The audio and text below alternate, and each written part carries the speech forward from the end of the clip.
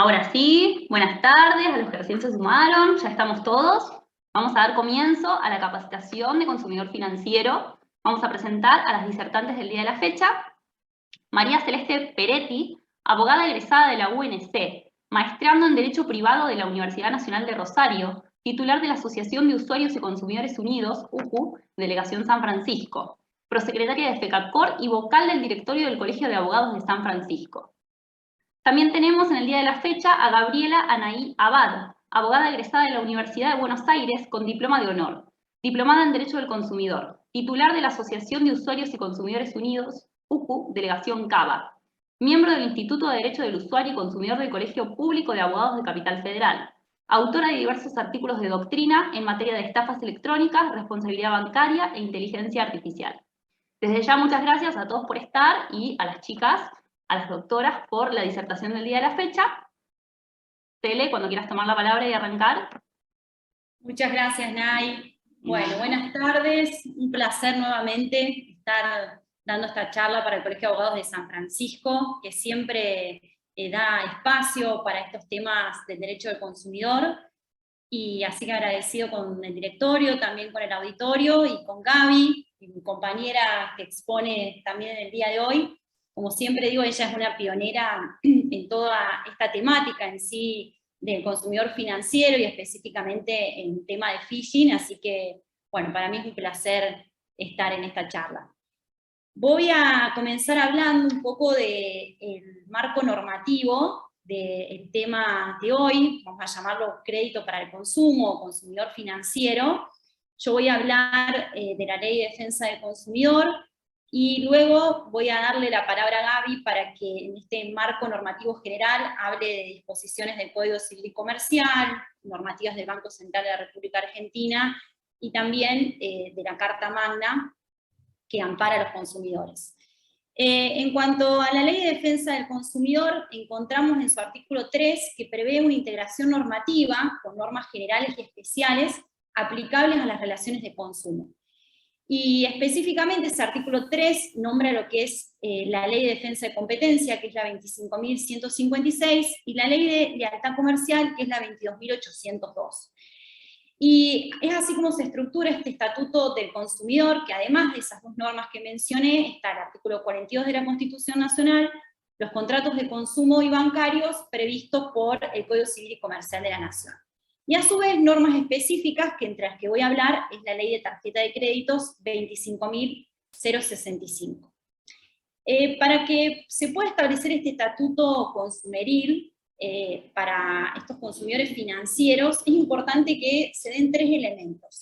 Primero, que exista un crédito al consumo que está relacionado con la relación de consumo que une al consumidor y al proveedor. Y este crédito al consumo puede ser definido como aquellas operaciones que realizan entidades financieras o asimilables con la finalidad de financiar la adquisición de bienes o servicios para el consumo privado. Y dentro de esas operaciones podemos nombrar las compraventas a plazo, las cuentas corrientes, tarjeta de crédito, préstamos personales, pagaré de consumo, entre otros. Esta relación de consumo, hay dos sujetos que se vinculan, que está el proveedor, que va a ser un proveedor financiero, que en los términos del artículo 2 de la Ley de Defensa del Consumidor, como sabemos, toda persona física o jurídica que desarrolla de manera profesional o aún ocasionalmente la comercialización de bienes o servicios para destinatarios, para consumidores finales. Esta comercialización se va a tratar de estas operaciones financieras para el consumo. Y dentro de los proveedores encontramos las entidades financieras que están comprendidas en la Ley de Entidades Financieras, que es la 21.526, u otras entidades asimilables como pueden ser cooperativas, mutuales, asociaciones sindicales, en la medida que presten operaciones financieras a consumidores finales. Y finalmente encontramos al consumidor final, que está previsto en el artículo 1 de la Ley de Defensa del Consumidor, que es la persona física o jurídica que adquiere bienes o servicios como destinatario final en beneficio propio o de su grupo familiar o social, es lo que determina la ley. Y es importante que este consumidor adquiera estas operaciones para su uso, como dijimos, personal, es decir, que no lo ponga nuevamente en la cadena de comercialización o en el mercado, porque si no, pierde el carácter de destinatario final. También este consumidor está definido en la comunicación A 5460 del Banco Central de la República Argentina, que seguramente Gaby lo va a nombrar. En cuanto a este vínculo que une de operaciones financieras, hay un antecedente en la Corte Suprema de Justicia de la Nación, que es PADEC contra Bank Boston, un proceso sumarísimo, que hace alusión a los proveedores de créditos para el consumo y la vulnerabilidad estructural que tienen estos usuarios en estas operaciones. Y menciona que, dice, estos contratos, en cita, ¿no?, estos contratos, debido a su celebración mediante la adhesión a cláusulas generales predispuestas, provocan un contexto propicio para las cláusulas y prácticas abusivas. Por ello aquí, tanto la legislación como el control judicial juegan un papel preponderante para hacer operativo el derecho previsto en el artículo 42 de la Constitución Nacional. Es así como vemos que la Corte Suprema ya se expidió en este antecedente en lo referente a la vulnerabilidad estructural que tenemos los consumidores o usuarios de servicios financieros en esta relación. La Ley de Defensa del Consumidor tiene únicamente un artículo que prevé estas operaciones financieras o de crédito para el consumo, que es el artículo 36, que establece que para que esas operaciones sean válidas, una serie de requisitos, y los nombra como la descripción del bien o el servicio, el precio al contado, el importe a desembolsar y el monto financiado, la tasa de interés efectiva anual, el total de los intereses a pagar o el costo financiero total, el sistema de amortización de capital y cancelación de intereses, la cantidad, periodicidad, monto de los pagos a realizar, los gastos extras, seguros o adicionales si los hubiera. Esos son los incisos que requiere este artículo 36 para la validez de estas operaciones financieras. Y como vemos, está íntimamente relacionado con el artículo 4 de la Ley de Defensa del Consumidor y 1100 del Código Civil y Comercial, que prevé lo que es el deber de información. Es muy importante que el consumidor cuente con esta información para poder celebrar estas operaciones financieras y así evitar una problemática muy actual como lo es el sobreendeudamiento, que hoy todos padecemos, o la mayoría, digamos, en esta sociedad de consumo, en la cual se contraen préstamos, se hacen consumos con tarjetas de crédito, por ahí sin mediar cuál es la real capacidad económica que los usuarios tenemos. Entonces es importante que se cumplan con estos requisitos a los fines de nosotros estar debidamente informados y así evaluar la conveniencia o no de la celebración de esa operación financiera. También está relacionado con el artículo 8 de la Ley de Defensa del Consumidor, que prevé el deber de trato digno y equitativo, y también con la buena fe que hace la celebración de este negocio, previsto en el artículo 9 y 10 del Código Civil y Comercial, y evitar así un abuso del derecho o de la posición dominante de estos proveedores, también previsto en el artículo 11 del Código Civil y Comercial. Dentro de ese artículo 36 también establece una consecuencia ante el incumplimiento de algunos de estos requisitos, que prevé que el consumidor tiene derecho a declarar la nulidad del contrato de una o más de sus cláusulas. Y también el juez lo puede declarar nulo y requerir que se integre el contrato. Esto es importante porque en la práctica, ya lo voy a relacionar también con el pagaré del consumo, vemos como cuando no se respetan este artículo 36, sea en una contestación de demanda, se puede oponer la inhabilidad de título, o bien el juez lo puede inclusive declarar de oficio a la nulidad. Este artículo 36 también le da un rol protagónico al Banco Central de la República Argentina, que como sabemos es el ente que organiza, administra y fiscaliza todo el sistema bancario y la actividad, y va dictando distintas normativas que para quienes ejercemos la profesión nos resulta de mucha utilidad para después hacer defensas que podamos demostrarle a los jueces determinados incumplimientos a esas normativas. Este artículo 36 también contiene una norma de carácter procesal, establece un abanico o un menú para el consumidor de la competencia del juez. Porque elección del consumidor puede elegir el lugar del consumo, el lugar de celebración del contrato, su domicilio, el domicilio de la demandada o de la citada en garantía. Y también prevé que en el caso que la acción sea iniciada por el proveedor, únicamente podrá ser competente o deberá ser competente el tribunal del domicilio real del consumidor. Y cualquier pacto en contrario, dice el artículo, es nulo. Hay varios antecedentes relacionados sobre esto. Uno que voy a citar, que es de la Corte Suprema de Justicia de ACBC, contra Gutiérrez, del 4/7/2017, en el cual, en un contrato de mutuo con garantía prendaria, se determinó la nulidad de la cláusula de la prórroga de competencia convenida, por tratarse de una relación de consumo y por lo tanto, resultado de aplicación este artículo 36, y el juez competente es el domicilio real del consumidor. Es muy común que veamos en estos contratos financieros en los cuales se establezcan prórrogas de competencia, sucede mucho en los autoplanes, que en esos contratos de adhesión hay una cláusula específica en donde dice que será competente la Ciudad Autónoma de Buenos Aires. Entonces, eso se encuentra prohibido por este artículo 36. Y para relacionarlo con el pagaré del consumo, que está íntimamente vinculado con el artículo 36, como es sabido, el pagaré es un título cartular que tiene determinados caracteres, como es la literalidad, la autonomía, la abstracción, formalidad, competitividad, lo que significa que lo torna un título hábil y por lo tanto no se puede discutir la causa. Sin embargo, este artículo 36 establece una defensa a favor del consumidor y una serie de requisitos que en la medida que ese pagaré, cuando es de consumo, no cumpla con esos requisitos del artículo 36, la consecuencia es que no es un título hábil, como dijimos, puede ser declarado nulo.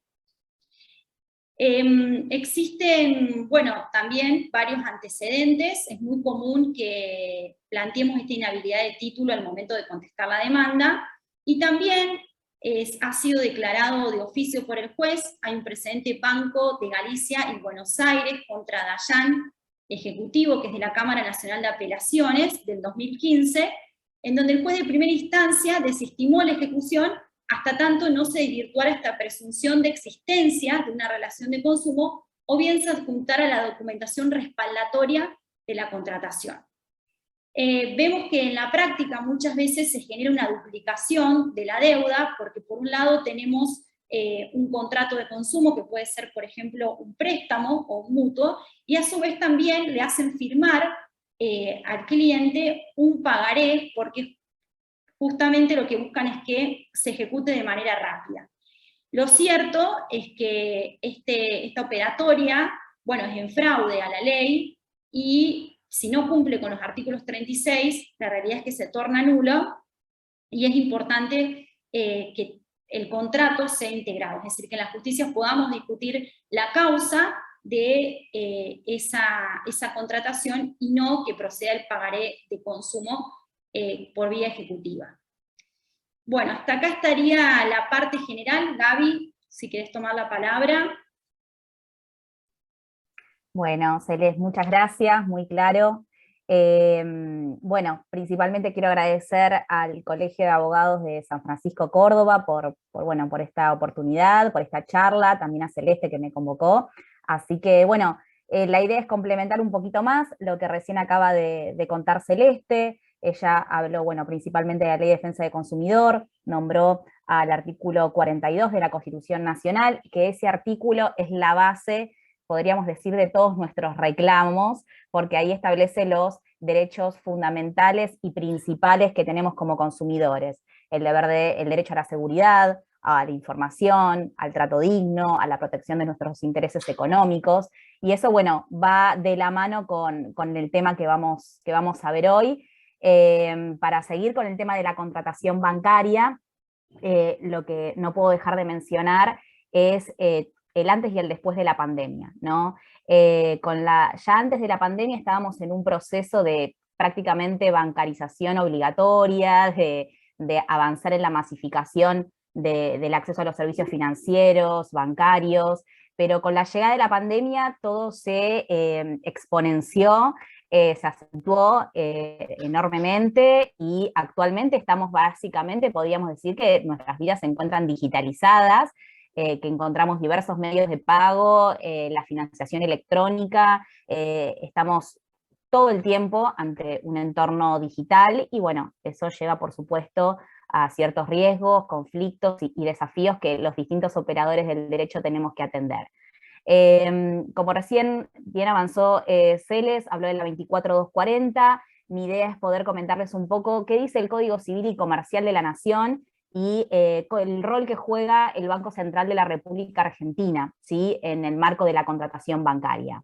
El Código Civil y Comercial, aparte de hablar de manera general, ¿no?, que es un consumidor, que es un proveedor, reconocer el derecho a la información, al trato digno, también establece cuestiones específicas en materia de contratos bancarios, ¿sí? El capítulo 12 del Código Civil habla de contratos bancarios y específicamente hay un parágrafo, que es el número 2, que habla sobre contratos bancarios con consumidores y usuarios. O sea, el Código Civil lo que viene a hacer es estructurar un bloque normativo en materia de contratación bancaria. Y a ver, ¿qué contratos regulados por el Código se encuentran comprendidos? Bueno, son los celebrados con entidades financieras que están dentro de la ley de entidades financieras y con aquellas personas, tanto públicas como privadas, que el Banco Central establezca que están comprendidas por la normativa, ¿sí? Entonces, no todas las empresas, como vamos a ver más adelante, como por ejemplo la FinTech, que tal vez habrán escuchado en algún momento nombrar este tipo de empresas, no están alcanzadas por la normativa del Código Civil en lo que respecta a el capítulo de contratos bancarios y como vamos a ver por las normas del BCRA, ¿sí? Cuando hablamos justamente de fintech, hablamos de empresas básicamente digitales, donde no hay un contrato escrito, no hay atención personal en carne y hueso, a diferencia de los bancos. Pero bueno, volviendo al tema de qué dice el Código Civil y Comercial, lo que es importante es que el primer punto que habla el Código es de la transparencia en las condiciones contractuales y establece ciertos parámetros que tienen que tenerse en cuenta, en realidad los bancos tienen que tener en cuenta, y gira en torno al deber de la información. ¿Cuál es el primer punto? Se debe indicar con precisión cuando una operación corresponde a la cartera de consumo y cartera comercial. Los bancos tienen que informar específicamente en sus anuncios en forma clara la tasa de interés, los gastos, las comisiones. Los contratos deben instrumentarse por escrito y eso lo establece específicamente el código, y el consumidor tiene derecho, por supuesto, a un ejemplar de ese contrato que firme. También el cliente tiene derecho a poder en cualquier momento rescindir el contrato bancario sin ningún tipo de penalidad. Inversamente, el banco, la entidad financiera, no puede dar de baja el contrato, salvo que sea de manera justificada, por supuesto. Entonces, del artículo 1384 a 1389 encontramos específicamente pautas que establece el Código Civil y Comercial sobre contratos bancarios celebrados con consumidores, ¿sí? Que viene a complementar un poco lo que recién comentaba Celeste con el artículo 36 de la Ley de Defensa del Consumidor, o sea, deben leerse paralelamente. Estos artículos, que son poquitos, pero bueno, están normados al fin, hablan principalmente del deber de información y de la forma que debe tener esos contratos. En cuanto al deber de información, como bien decía también Celeste, ¿para qué es importante este derecho que tenemos los consumidores bancarios? Es justamente para saber cuál es el grado, el riesgo, las incidencias que va a tener esa operatoria bancaria, porque no estamos hablando de algo básico, de un contrato sencillo, estamos hablando de operaciones financieras, bancarias, que son complejas. Es por eso que es tan importante el derecho a la información, ¿sí? Y establece 3 distintas etapas, el Código Civil, lo referido a lo que es la información. En primer punto, en la publicidad, que ya algo mencioné, que es clave que los anuncios que hagan los bancos en forma clara, detallada y precisa, y hasta con un ejemplo representativo, dice el Código Civil, se informe en particular, por ejemplo, la tasa de interés, los gastos y comisiones, el costo financiero total, los servicios, los seguros, la duración del contrato. Eso es en la etapa de publicidad.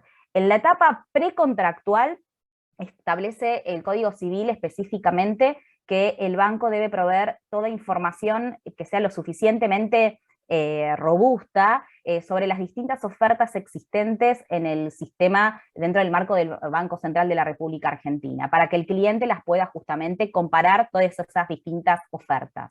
Y en el supuesto, por ejemplo, que un cliente pida un préstamo al banco y este se rechace, es necesario que le informen por qué se rechazó, cuál es su información negativa, desde qué fuente se sustrajo, ¿sí? O sea, el banco está obligado a informar todo lo relativo a la operación, tanto antes, como vemos recién, como también después, al momento de la operación contractual pura y exclusivamente, donde se establece que en el contrato de carácter obligatorio tiene que interner ciertos elementos informativos bajo pena de nulidad, que es justamente cuál es el tipo y las partes del contrato, la descripción del bien o del servicio que se contrata, el monto financiero total que se está financiando, la suma a desembolsar, el costo financiero total, montos a pagar, bueno, en fin, establece, enuncia una serie de recaudos que sí o sí deben estar en los contratos. Y todo lo que no esté en el contrato no se le puede oponer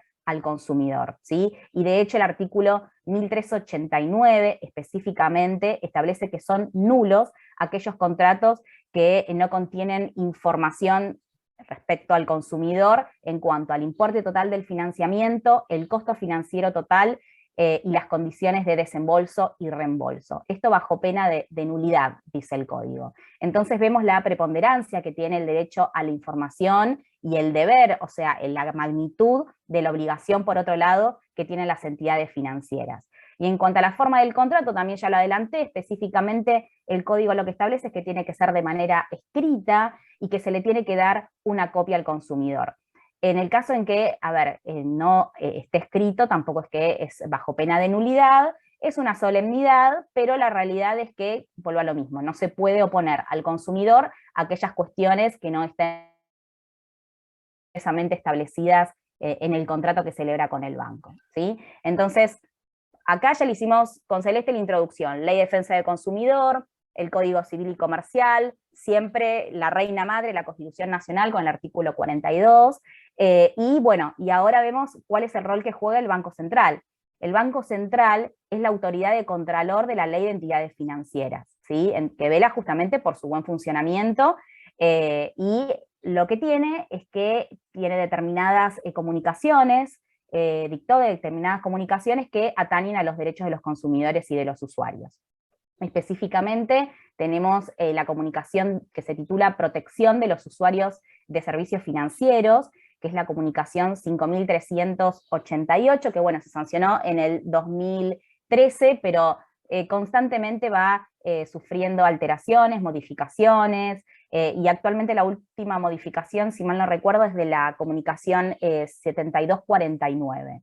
O sea, desde el 2013 al día de hoy se sigue modificando esta comunicación, pero lo importante y lo que quiero que se lleven es que define, por ejemplo, lo que es el consumidor financiero, reconoce los derechos que ya hablamos antes, el derecho a la información, a la seguridad, a la protección de los intereses económicos, al trato digno, libertad de elección. También lo que es clave es que reconoce los principios que forman parte del Estatuto del Consumidor, que es el principio indubio pro consumidor y el principio de irrenunciabilidad de los derechos, ¿sí?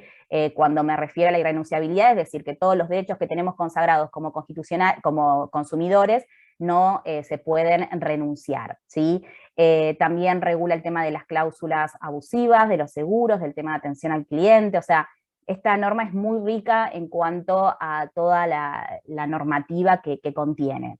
Y aparte de esta comunicación, yendo ahora un poco específicamente a los casos, que vamos a los casos de la práctica que tenemos para hablar en el día de hoy, también emitió el año pasado, por ejemplo, el BCRA, normativa específica por, bueno, justamente los delitos informáticos que se fueron dando con motivo a la pandemia, que en un ratito vamos a charlar, que bueno, específicamente salió a dar un poquito de luz a ciertas operaciones que se estaban dando en el marco de los bancos y que, bueno, mediante determinadas operaciones fraudulentas estaban afectando a los consumidores, así que vino a establecer ciertas pautas. O sea, vemos cómo el rol del Banco Central es tan importante que viene a marcar un poquito la cancha en cuanto a las entidades financieras. Y vamos a ver en un ratito también cómo el Banco Central, cómo incide en las fintech, si puede regularlas, no puede regularlas, pero eso lo dejo para lo último. Así que ahora le cedo nuevamente la palabra a Celeste para que continúe con estos casos prácticos que vamos a dar en el día de hoy.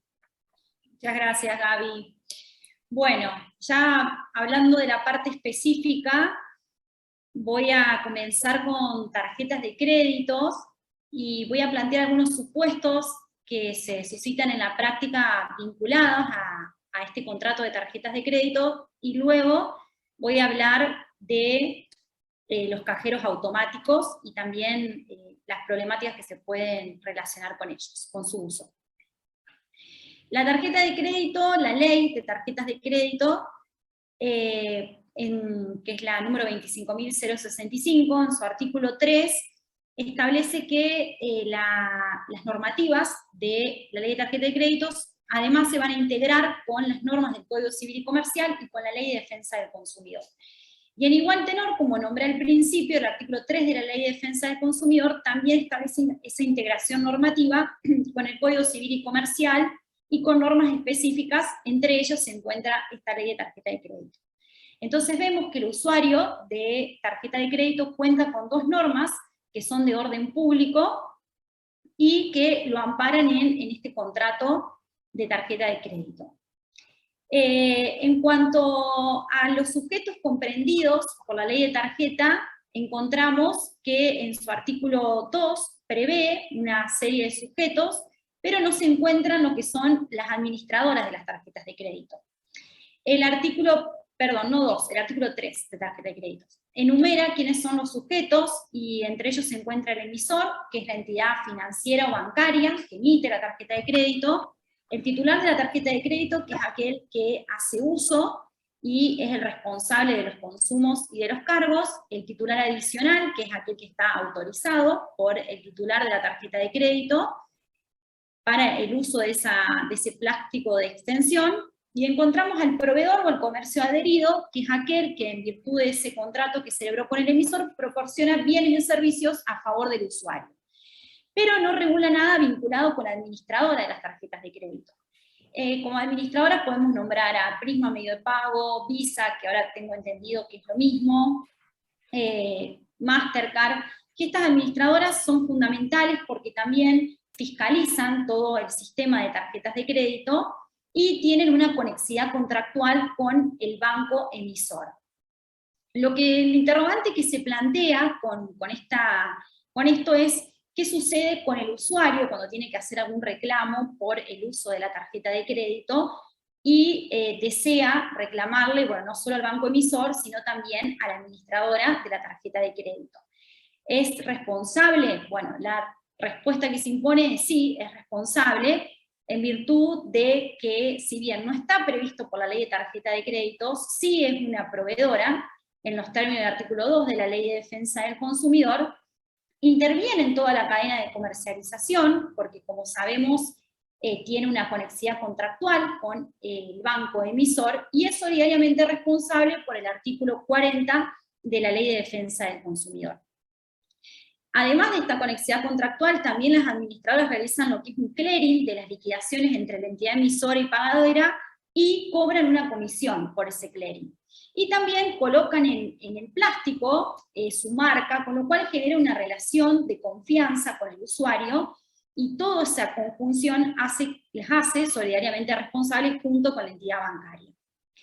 Hay un fallo de la Cámara Nacional, Sala A, que ya se los voy a buscar porque no tengo acá los autos, que afirma que la administradora de tarjetas de crédito puede ser corresponsabilizadas junto con los bancos adheridos por cualquier falla del sistema en virtud de la administración de aquel o por defectos de la seguridad a su cargo en las operaciones autorizadas, o asimismo por cualquier incumplimiento, en la medida que esa actividad dañe los intereses del usuario pues la causación del daño se genera en una actividad económica compleja y común desarrollada con identidad de intereses por ambos. Esa es una herramienta importante que tenemos nosotros a la hora de hacer reclamos, además de la entidad emisora, también a la administradora de la tarjeta. Hay cuestiones que se plantean también en la práctica que son relacionados a los cobros indebidos de cargos y comisiones.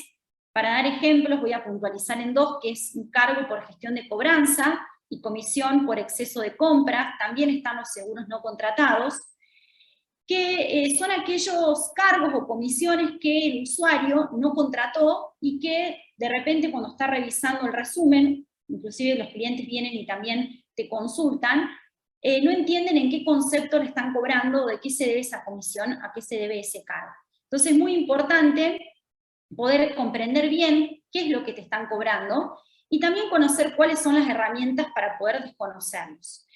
Está la comunicación del Banco Central de República Argentina, que es la A5482, que en su punto 1.7 establece que las comisiones, cargos, costos, gastos, seguros o cualquier otro concepto que el proveedor pretenda percibir del usuario de servicio financiero deben tener un origen en un costo real, directo, demostrable, estar debidamente justificado de un punto de vista técnico y económico. Y se debe ser o corresponderse con una efectiva prestación de un servicio que haya sido previamente solicitado, pactado o autorizado por el usuario. Entonces encontramos que las condiciones para que ese cargo o comisión sea legítima debe ser un costo real, directo, efectivo, tiene que estar justificado desde un punto de vista técnico-económico y debe tratarse de una prestación de un servicio que haya solicitado el consumidor.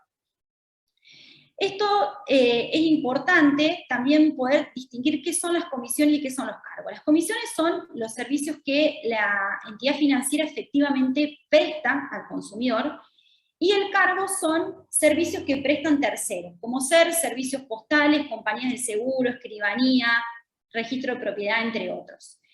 Ese costo o ese cargo que impone la entidad emisora debe ser trasladado al consumidor en un costo real, es decir, el mismo que ese tercero cobra de una relación directa con terceras personas. Es decir, no tiene que haber ningún adicional por parte del banco en ese cargo que le traslada al consumidor.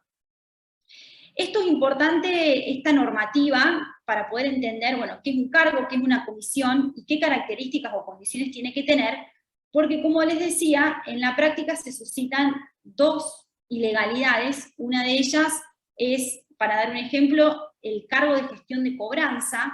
En el caso, por ejemplo, que el usuario de servicio de tarjetas de crédito le tenga una deuda con la entidad bancaria, es muy común, vemos, y se han suscitado también antecedentes o precedentes, en el cual le cobran un cargo al cliente por esa cobranza que pretenden ejecutar.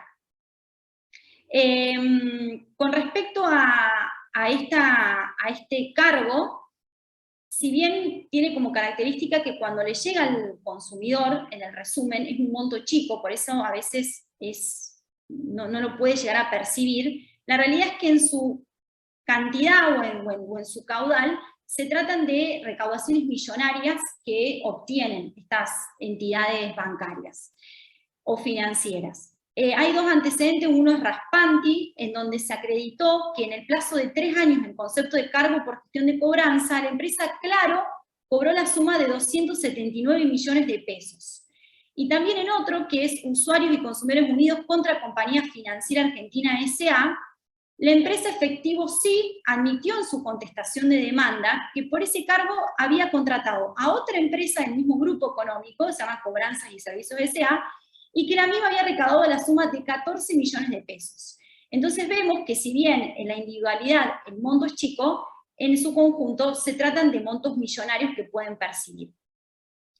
También tienen como características que esa comisión que cobran, o ese cargo, mejor dicho, es sobre el porcentual de la deuda que tiene el consumidor de la tarjeta de crédito. Pero lo cierto que es cobrar un porcentual sobre la deuda, en realidad lo que está encubriendo es un interés moratorio o punitorio. Y ese interés moratorio o punitorio está expresamente prohibido por la Ley de Tarjeta de Créditos en su artículo 14, que prevé la nulidad de las cláusulas y en su inciso C dice las que impongan un monto fijo por atrasos en el pago de resúmenes. Es decir, lo que busca la norma es evitar que a través de cargos, gestiones de cobranza, o el nombre que le quieran poner, puede ser gestión por mora, el proveedor financiero perciba un interés que no sea el moratorio o punitorio pactado por contrato. Entonces hay que tener un especial recaudo. Por supuesto que se pueden generar situaciones en donde cobren un determinado cargo que sea real, como decíamos, efectivo. A lo mejor se me ocurre en Córdoba Capital es necesario pasar por la instancia de mediación obligatoria previa, entonces tienen que mandar, por ejemplo, una carta documento o iniciar alguna gestión ante defensa del consumidor, que le incurra, digamos, algún tipo de concepto que lo puedan trasladar. Pero tiene que ser real, demostrable, luego también tiene que ser manifestado al consumidor para que sepa lo que está pagando. Eso, por un lado, digamos que de la doctrina que prevé la posibilidad o la legalidad de ese cargo.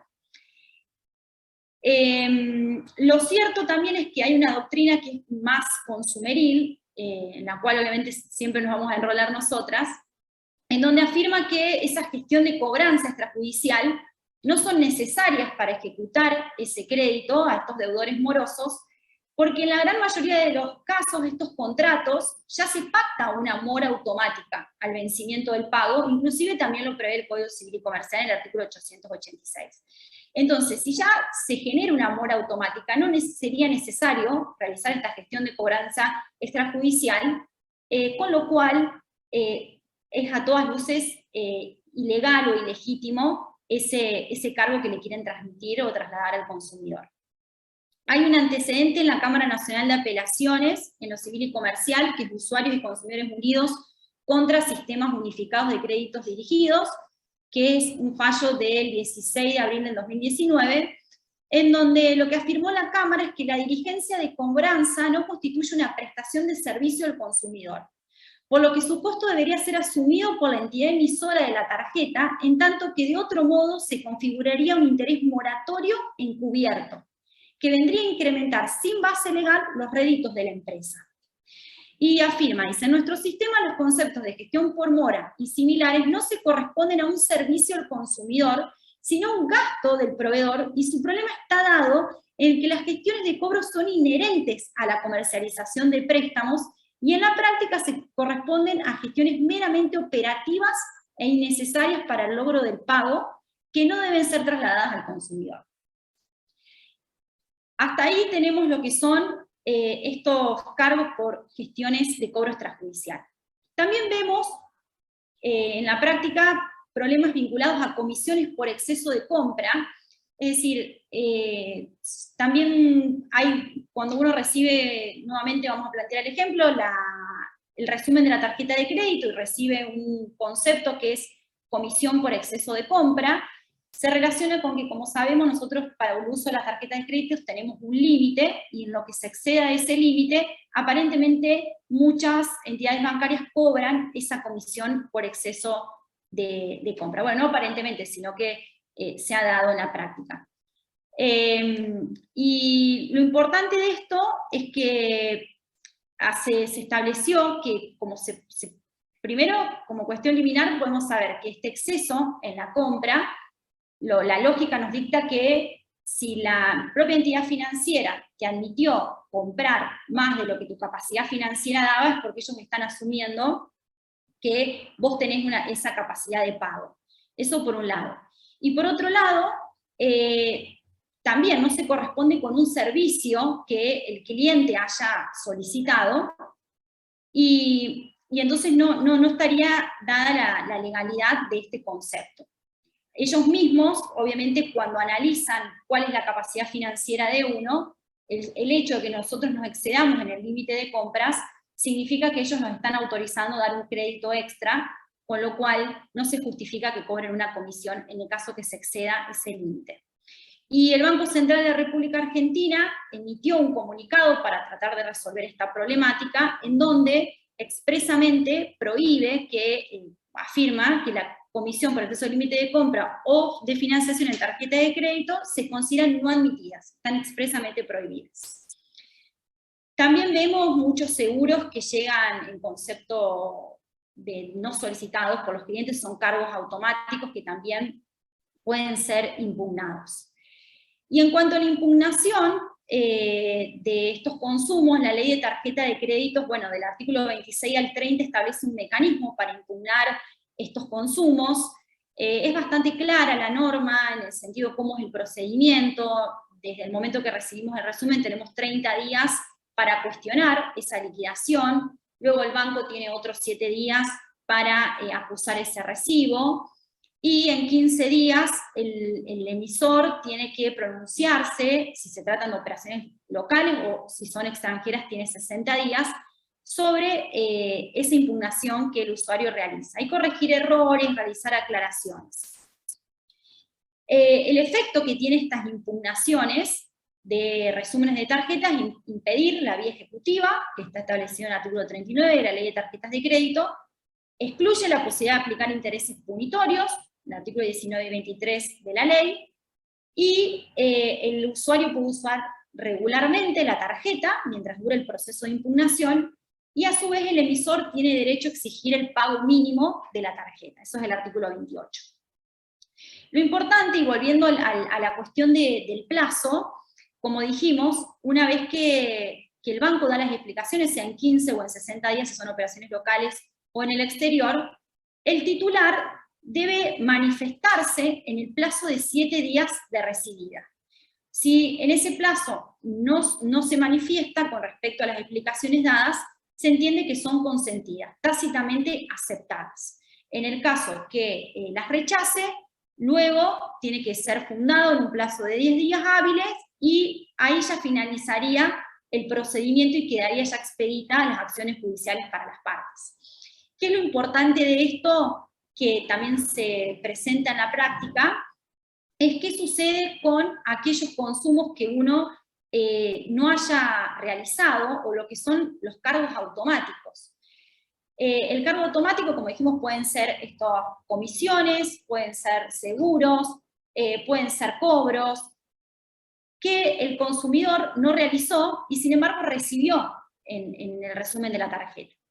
Y como dijimos, está íntimamente relacionada la ley de tarjeta de créditos con la ley de defensa del consumidor, y la ley de defensa del consumidor en su artículo 35 prohíbe expresamente esos cargos automáticos. ¿Qué nos dice esta norma? Dice, queda prohibida la realización de propuestas al consumidor por cualquier tipo de medio sobre una cosa o servicio que no haya sido requerido previamente y que genere un cargo automático en cualquier sistema de débito, que obliga al consumidor a manifestarse por la negativa para que dicho cargo no se efectivice.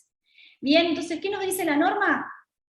Si están prohibidos estos cargos automáticos, o sea, es decir, es importante que el consumidor los contrate, y no es necesario que el consumidor se exprese sobre la negativa, porque sabemos que los proveedores muchas veces en esta situación abusiva o de posición dominante nos hacen generar consumos, nos llegan a nuestra tarjeta y demás, que nosotros no hemos realizado. Entonces, lo que busca esta norma es amparar al consumidor frente a estos atropellos. Pero ¿qué pasa con esto? Por un lado tenemos la ley de tarjeta de crédito que nos dice que en 30 días tenemos que impugnar el consumo, porque si no queda consentido, y por otro lado tenemos el artículo 35, la ley de defensa del consumidor, que lo que nos dice es que están prohibidos estos cargos automáticos y que el consumidor no tiene que expresarse negativamente. Entonces, claramente lo que prevalece es el artículo 35, la ley de defensa del consumidor, y es importante porque en la práctica hay, como decía, muchos casos que se presentan. Muchas veces sucede que uno no revisa bien los resúmenes o lo advierte con el tiempo, transcurrieron esos 30 días que dice la ley de tarjeta de crédito, pero están amparados por este artículo 35, en el cual estos cargos automáticos están prohibidos, y no es necesario expresarse por la negativa. Entonces prevalece este artículo 35 por el de la ley de tarjeta de créditos. También es importante, y está relacionado con el tema que Gaby va a hablar, Con respecto a aquellos consumos que pueden uno haber sido víctima o de phishing o en realidad de robo de datos en general, y que muchas veces pasa que llegan esos consumos no realizados por los clientes a la tarjeta de crédito, perdón. Entonces, en este caso también se hace extensivo este concepto de cargo automático a esos supuestos en los cuales realizan consumos, nombres de otras personas, y es importante porque cuando uno hace un reclamo, obviamente el banco te va a decir, bueno, transcurrió determinado tiempo, vos no hiciste el reclamo, ya no tenés la posibilidad, y la realidad es que entra dentro de este concepto de cargo automático prohibido y que no es necesario manifestarse por la negativa. Obviamente tiene que estarse el plazo de prescripción, ¿no? El plazo de prescripción de la ley de tarjeta de crédito es de 3 años, pero también hay una puja con la de Ley de Defensa del Consumidor, perdón, con la del Código Civil y Comercial, que prevé el plazo de 5 años general. Entonces, ahí va a estar el tema de la prescripción también, de cuándo podemos reclamar. Bueno, hasta acá son cuestiones que se suscitan con las tarjetas de créditos. Y con el cajero automático, como sabemos, existen 2 formas de nosotros realizar depósitos o extracciones de dinero, que es a través de cajeros humanos, o la ventanilla como la conocemos, o a través de estos cajeros automáticos, que es un servicio que presta Redlink o Banelco a través de distintas entidades bancarias. Y bueno, como sabemos, estos cajeros automáticos nacieron para minimizar estos costos laborales, y también para tener este servicio vigente durante las 24 horas. Con lo cual resulta lógico que si el banco implementa este cajero automático, este servicio, asuma mayores riesgos y por ende tenga que responder por los daños que se ocasionen en el empleo de los cajeros automáticos. Entre cuestiones que en la práctica se suscitan con cajeros, los problemas pueden ser extracciones de dinero no realizadas por el cliente, entrega de billetes falsos o inexactos, depósitos bancarios también con dinero faltante. Eso vemos que puede llegar a ocurrir. ¿Qué es importante también para el usuario que usa estos cajeros automáticos? Hay una relación de confianza por el medio empleado, lógicamente uno los utiliza con la plena confianza de que van a funcionar de la misma manera que funcionaría un cajero humano. Vemos que el banco, al prestar este servicio, tiene un deber de seguridad, previsto por el artículo 42 de la Constitución Nacional y los artículos 5 y 6 de la Ley de Defensa del Consumidor, que sobre esto no voy a ampliar porque Gaby después lo va a desarrollar con los temas de ella. Y vemos normativas específicas que tiene el Banco Central de la República Argentina que se aplican al uso de los cajeros automáticos. Entre ellas la Comunicación A 3390, que vemos que se exige que las entidades financieras instalen cajeros automáticos con medidas de seguridad mínima, establece esas medidas, también pueden ser ampliadas a criterios de los bancos. También vemos que es importante una comunicación, la A3682, en donde dice que las entidades deberán tener implementados mecanismos de seguridad informático que garanticen la genuidad de las operaciones. Esto también es muy importante, está relacionado con los casos de phishing que Gaby va a hablar, y también con un caso, ahora que voy a nombrar, de casuística, que no es de phishing, pero también aplica. También está la comunicación, la 3390, que establece que se deben poner carteles que indiquen las precauciones hacia los usuarios que emplean los cajeros automáticos, entre otras que también está relacionado con no divulgar el número de clave personal y demás. Todo está regulado por el Banco Central de la República Argentina.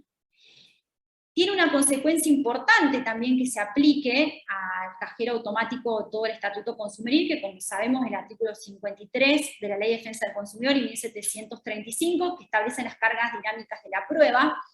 Y es importante porque en estos casos el consumidor se encuentra con que tuvo un problema con el cajero y no tiene pruebas a lo mejor. Es muy difícil decir, bueno, no, me realizaron extracciones que no fueron efectuadas por mí, sino por otra persona. Tuve problemas con la entrega de billetes.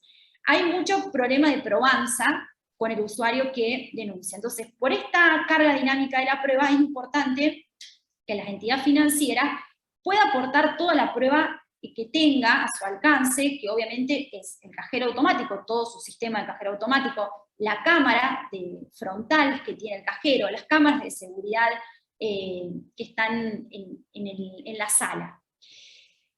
Bueno, como sabemos, la responsabilidad en estos casos vinculados al RedLink o Banelco también es solidaria y objetiva por el artículo 40 de la Ley de Defensa del Consumidor, porque están RedLink y Banelco también tienen una conexidad contractual con la entidad bancaria y son responsables.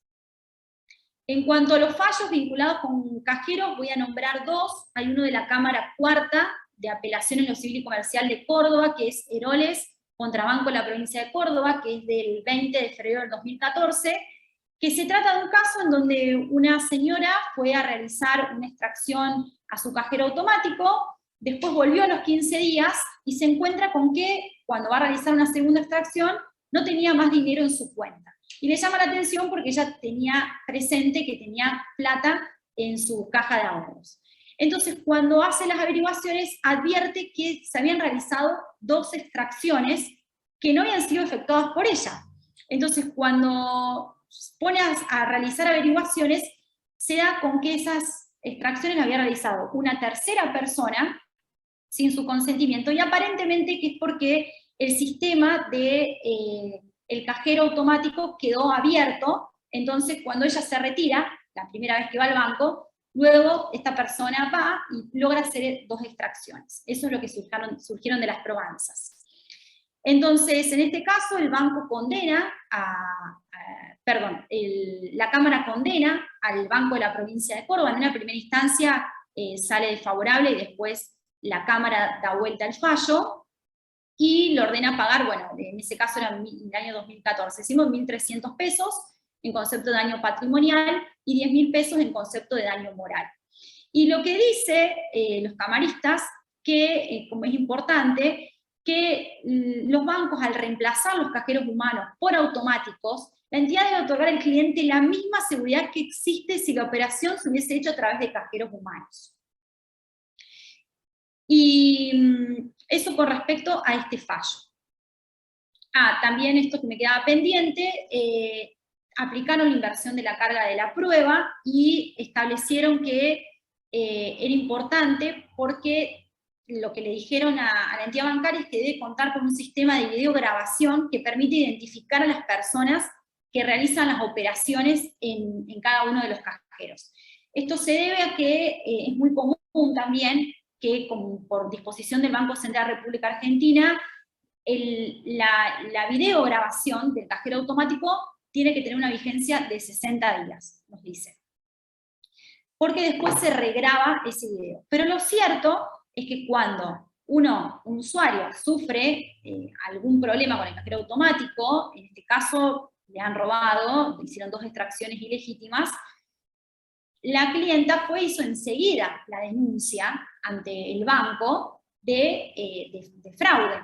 Entonces, si el banco, ante esta denuncia, debería haber resguardado esa videograbación para luego, primero poder dilucidar, ¿no es cierto?, el hecho y poder hacerse responsable. Y en segundo lugar, porque en una demanda judicial es importante que se haga valer la carga dinámica de la prueba y poder aportarlo al proceso y de esta manera solucionar esa cuestión de poder identificar quiénes son las personas que hicieron las extracciones.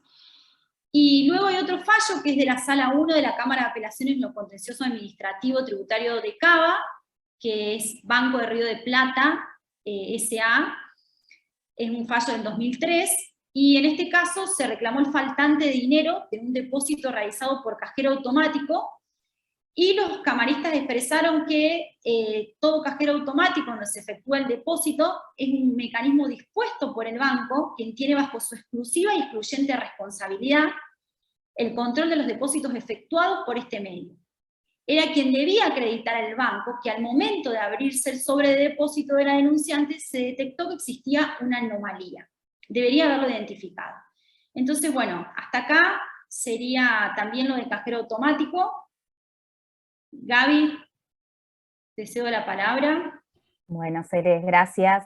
Bueno, ahora vamos con la última parte de la charla que tenemos pensado para hoy. Bueno, muy ligado a lo que recién nos contaba Celes, con el tema de las estafas que, bueno, se dan en el marco de las tarjetas de crédito, cajeros automáticos, y yo creo que hay un antes y un después, y vuelvo a resaltar otra vez el tema de la pandemia, el aislamiento que nos llevó a estar a todos en nuestros hogares un buen tiempo, y que hizo que nos volcáramos a los entornos digitales de manera básicamente masiva para poder realizar nuestras operaciones y básicamente poder satisfacer nuestras necesidades, ¿no?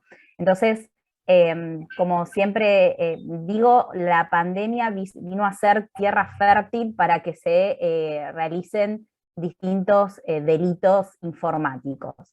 Me parece interesante que podamos diferenciar el tema bancos con el tema de billeteras virtuales, más que nada porque si bien ambas empresas tienen un deber de seguridad, vamos a ver distinta normativa que se aplica a una y a otra.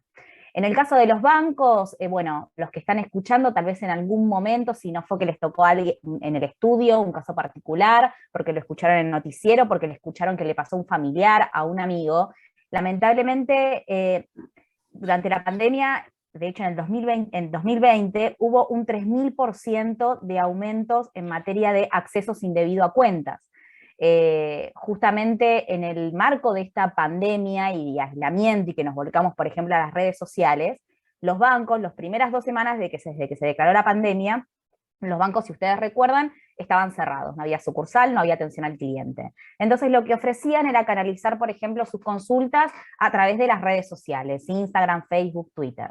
Y bueno, eso como les dije antes, eso fue el terreno perfecto para que los ciberdelincuentes se crearan perfiles en redes sociales falsos, pero que tenían la total apariencia de ser una red social oficial. Y esto llevó justamente a los consumidores que tenían la intención de realizar una consulta, de hacer un reclamo o una urgencia, de contactar con estos perfiles, o porque los contactaban también, y bueno, los llevaban justamente a dar ciertos datos confidenciales, provocando, bueno, un desastre en su cuenta bancaria. O sea, hablamos de lo que comúnmente habrán escuchado, que es phishing, ¿sí? Donde justamente son técnicas de ingeniería social, hay una manipulación psicológica por parte del ciberdelincuente hacia la potencial víctima, donde la lleva justamente bajo engaños a dar ciertos datos confidenciales que en condiciones normales no las daría.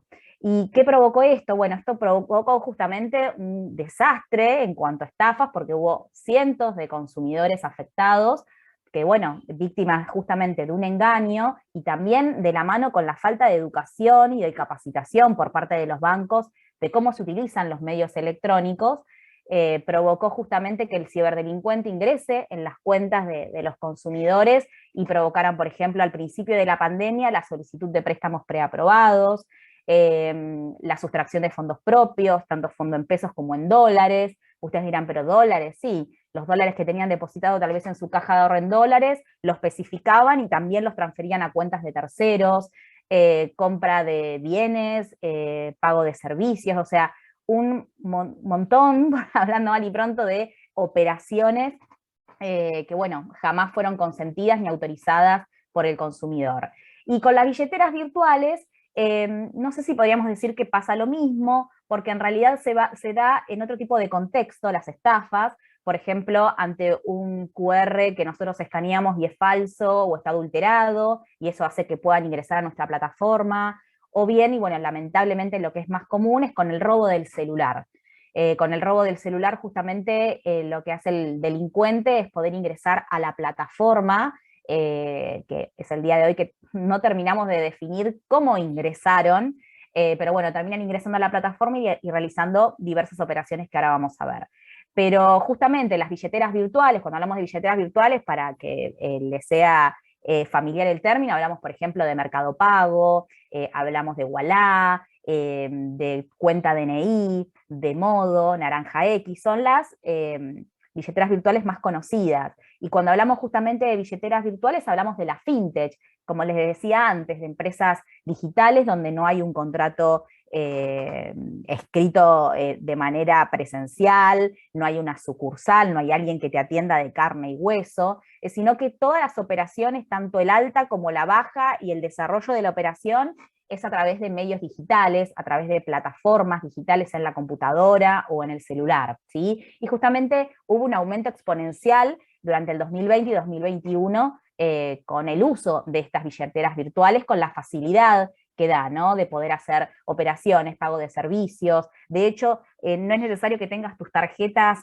de crédito, de débito con vos en la billetera, sino porque las tenés todas agrupadas en esa aplicación y no hace falta que la tengas de manera física. Entonces da unas ciertas facilidades que, bueno, tienta a uno descargarla para poder empezarla a usar.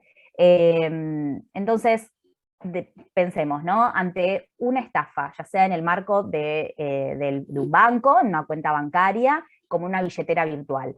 Entonces, ¿cuál es la normativa que se aplica en estos casos? Y esto es lo que me gusta a mí diferenciar y quiero que se lleven bien en claro en el día de hoy.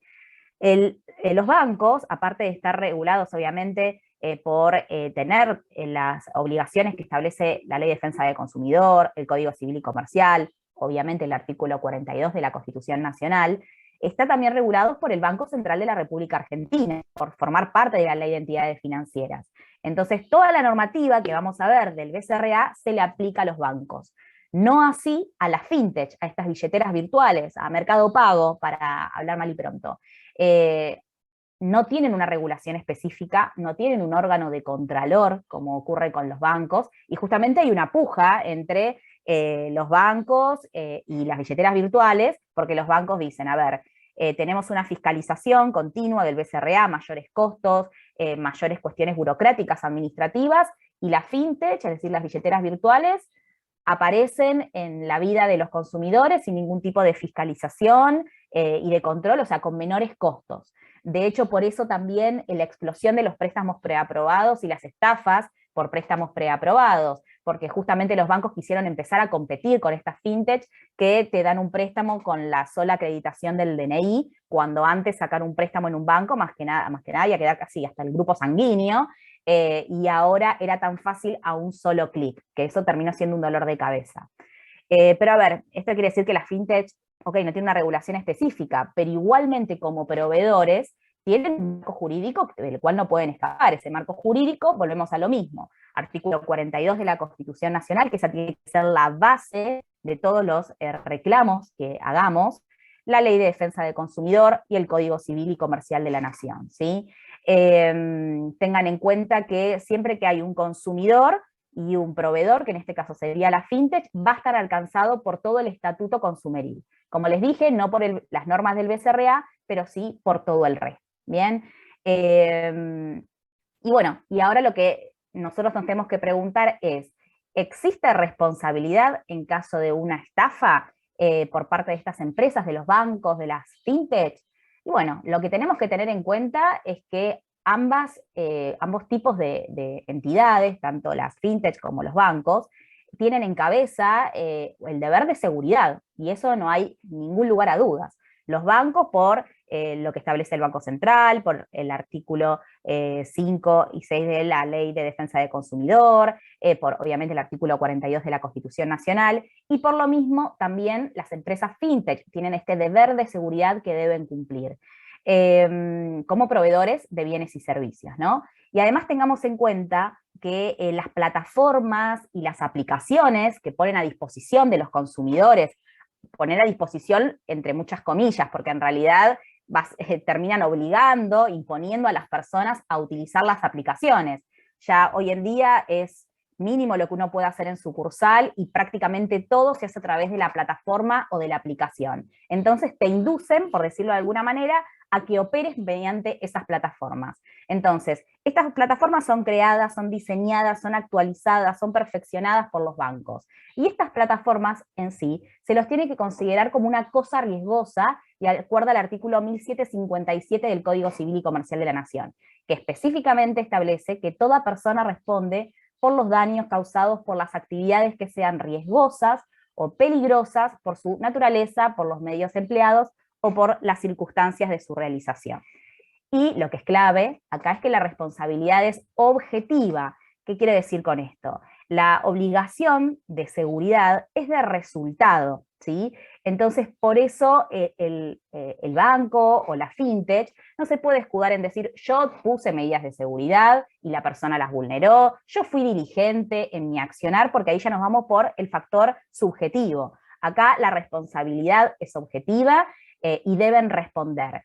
Y justamente las aplicaciones y las plataformas deben ser lo suficientemente seguras para poder prevenir riesgos y los peligros en los cuales están inmersos los consumidores, proteger sus datos, ¿sí?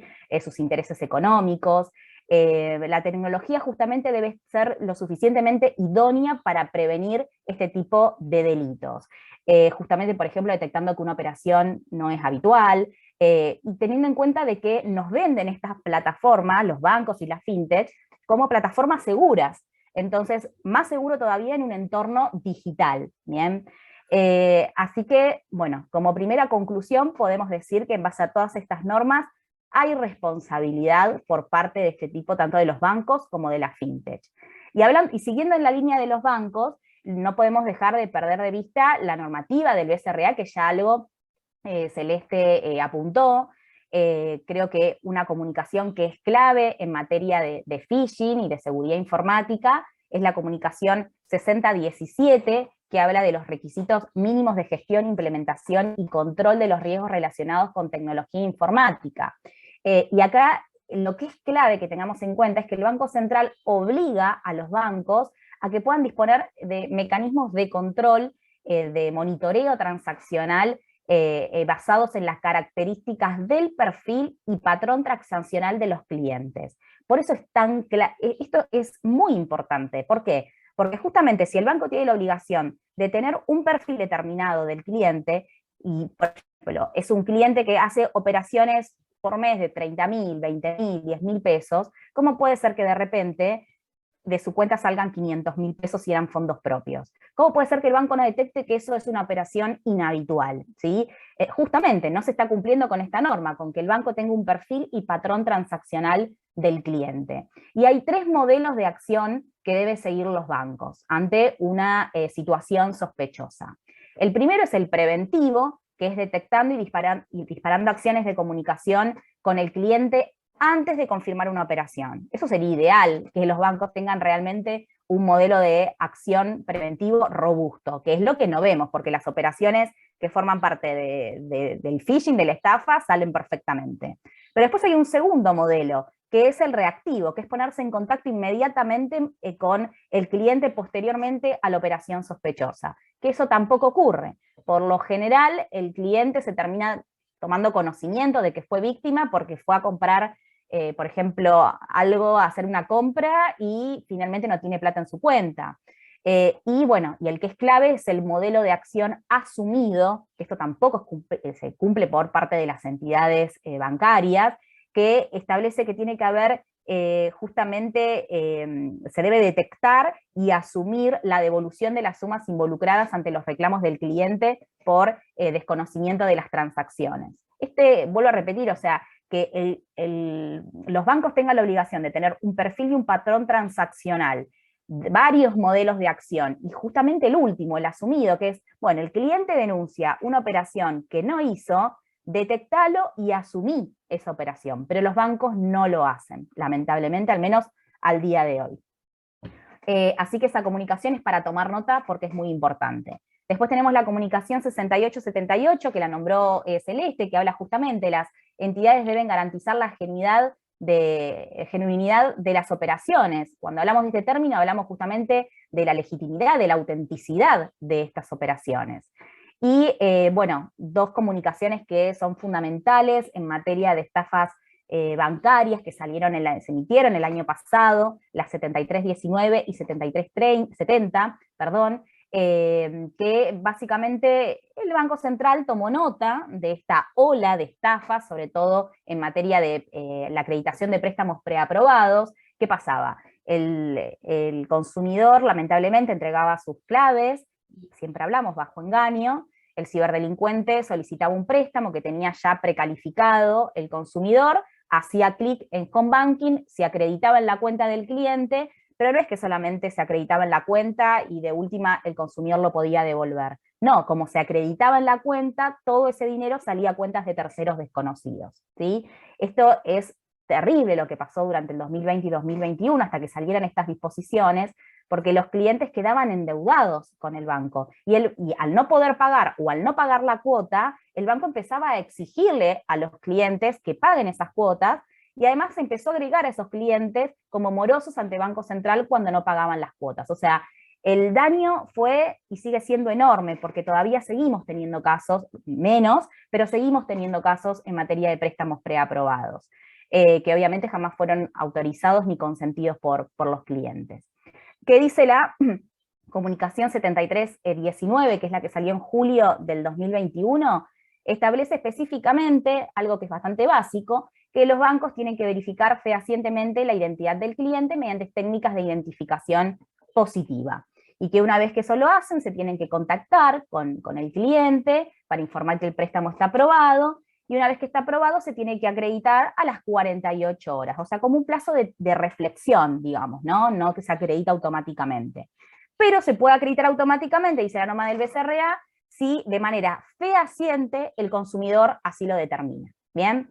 Y después, en octubre del 2021, vino a complementar la Comunicación 7370, vino a complementar esta norma, y lo que dice es que todo esto que recién les acabo de mencionar queda exceptuado el banco de hacerlo si, por ejemplo, ante una denuncia de un préstamo preaprobado que no solicitó, el banco lo cancela. Lo cancela, asume la pérdida, el reintegro de las sumas involucradas, siempre y cuando el consumidor presente la denuncia policial, penal, dentro de los 90 días desde el vencimiento de la primera cuota, ¿sí?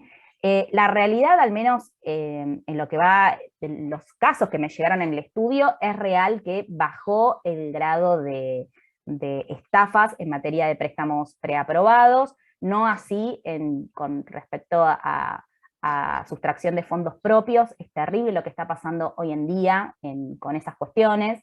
Entonces, esto, como les decía, es en materia bancaria, pero este tema de préstamos preaprobados no rige para la fintech, para Mercado Pago, que te ofrece constantemente poder sacar microcréditos, financiar tus compras, y bueno, justamente hay un vacío, podríamos decir, en el marco de la fintech, una regulación específica, no obstante que podemos aplicar las normas que establece la Ley de Defensa del Consumidor y el Código Civil, que al fin y al cabo son derechos constitucionales, porque como les decía, están reconocidos por el artículo 42 de la Carta Magna.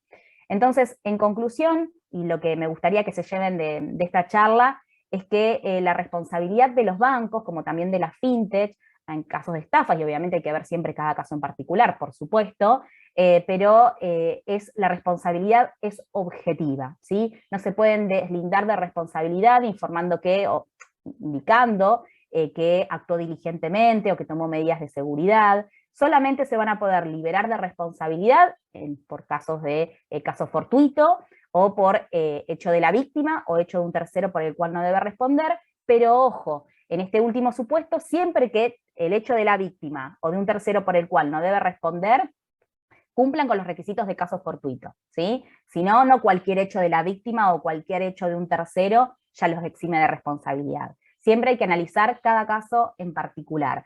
Y la realidad es que, bueno, todos saben que la justicia va a paso lento, y bueno, tenemos ya los primeros casos. Acá Celeste es protagonista de uno de los casos que salieron favorables a favor del consumidor, y tenemos también cuantiosa normativa en materia de medidas, jurisprudencia en materia de medidas cautelares a favor de los consumidores que fueron víctimas, por ejemplo, de estafas y les sacaron préstamos preaprobados. Así que bueno, de a poco tenemos una jurisprudencia bastante cuantiosa, pero como les decía, la justicia viene a paso lento, son temas relativamente nuevos, tienen 2 años de vida estos temas, se siguen estudiando, cada juez estará fijando su postura al respecto, así que bueno, hay que, como les dije desde un principio, como operadores del derecho tenemos que actuar para poder tener mecanismos más seguros, que los jueces puedan dictar sentencias ejemplificadoras y nosotros como abogados litigar a favor de los consumidores que han sido vulnerados en sus derechos. Así que bueno, espero que les haya sido de utilidad y cualquier duda estoy abierta a las consultas.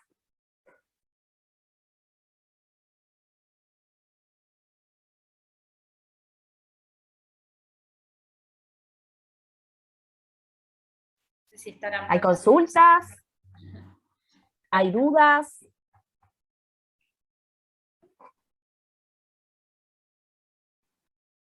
Si alguien quiere prender el micrófono y hacer una consulta, también la pueden hacer, no solamente por el chat, como quieran. Sí, eso les iba a decir, que si querían, podían habilitar sus micrófonos para hacerle consulta tanto a la doctora Celeste o Gabriela.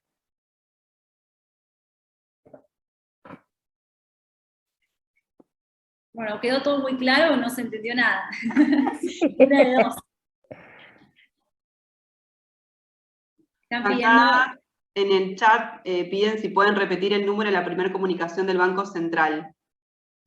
¿Cuál de todas que nombramos? Benjamín, no sé si querés habilitar el micrófono. Buenas tardes, ¿cómo les va? No sé si se escucha. Sí. Sí, se escucha. Buenas tardes. Bien, Gabriela mencionó la comunicación 6878, la 7319 y la 7370, ¿puede ser? Sí, y la otra comunicación es la 6017, que es la de requisitos perfecto. mínimos de gestión, implementación y control de riesgos en materia de tecnología. Bien, era esa, muchísimas gracias. Bárbaro.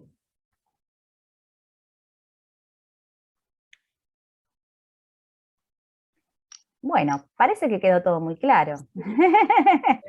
o bueno, algún comentario que quieran hacer, algún caso que les llegó al estudio o personal, que quieran compartirlo.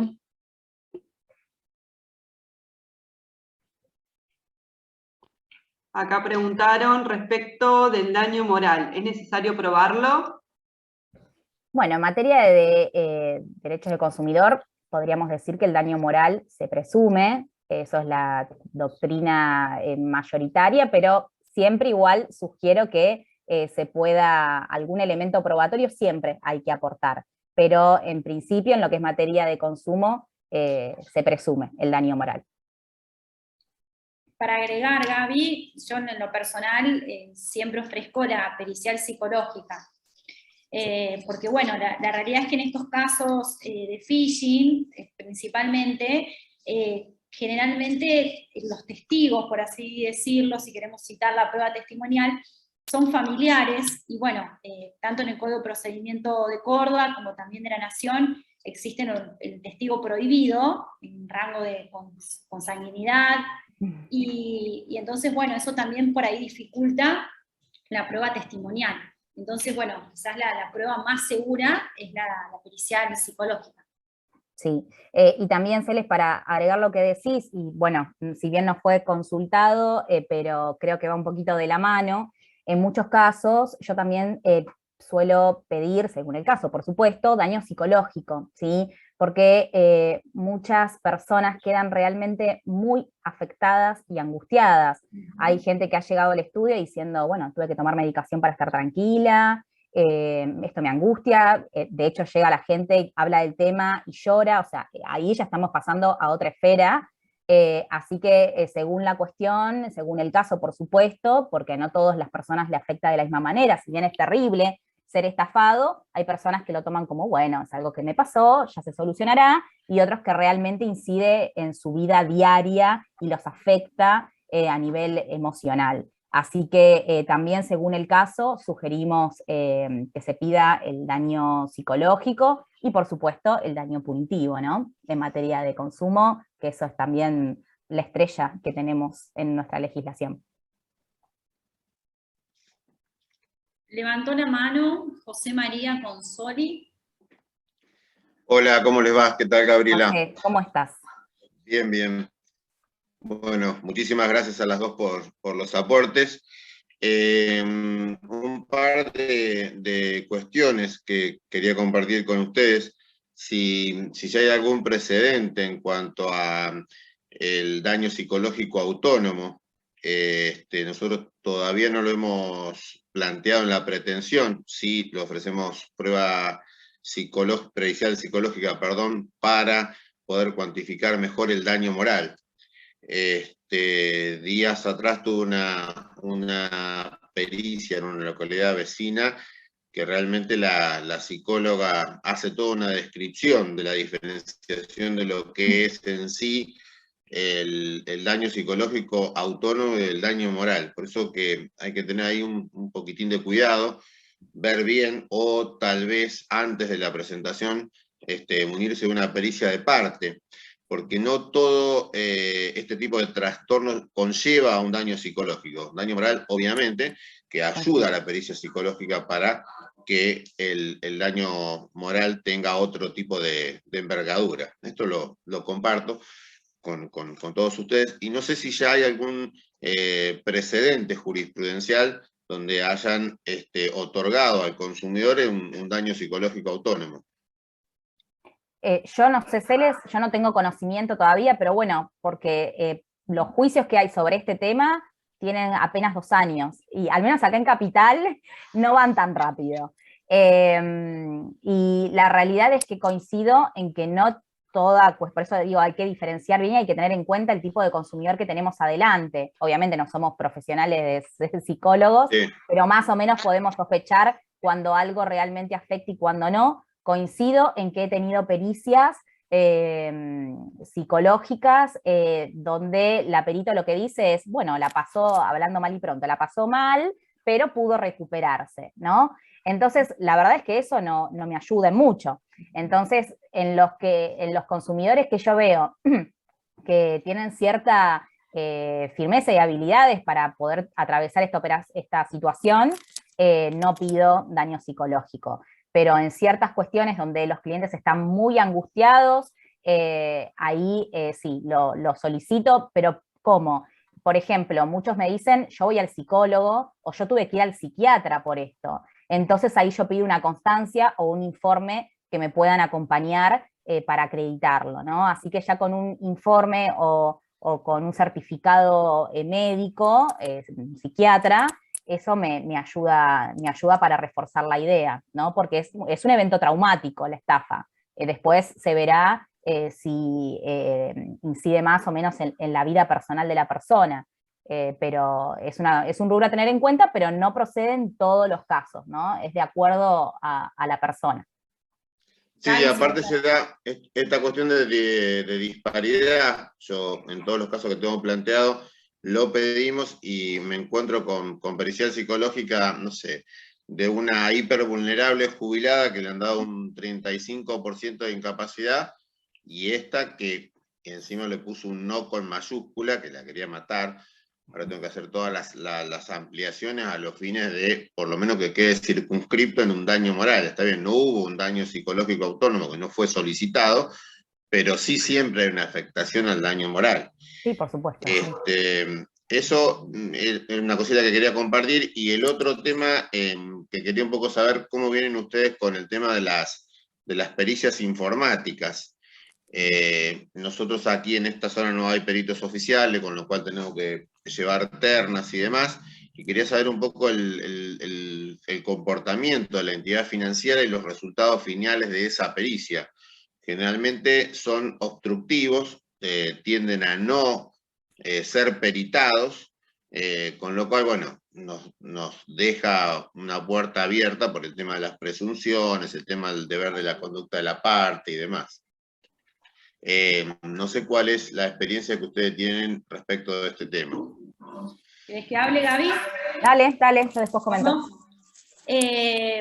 Bueno, como decía Gaby, estamos frente a los primeros casos, entonces están recién muchos desarrollándose la prueba, con lo cual, bueno, no sabría bien hacer una estadística, pero por lo reciente que son los casos, como decir qué resultados están dando.